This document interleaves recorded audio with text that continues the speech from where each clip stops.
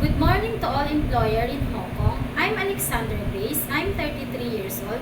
I am a Roman Catholic. I have live-in partner and 4 children, all girls, aged 16, 9, 7, and 4 years old. My mother's name is Bambi Garcia. She is a housewife. We are 5 siblings in the family, 2 girls and 2 boys. I am the first siblings in the family. I am a high school graduate. I work as a helper here in Philippines for 3 years. From January 2021 to March 2024. My main duties is to take care of their 2 years old kid, and it is a girl. Cleaning the house, cooking their foods, washing their clothes and dishes. Madam and sir, please hire me as your helper. I am a trustworthy, hardworking, and can easily learn. Madam and sir, please choose me as your housemaid. It will be a big help for my family.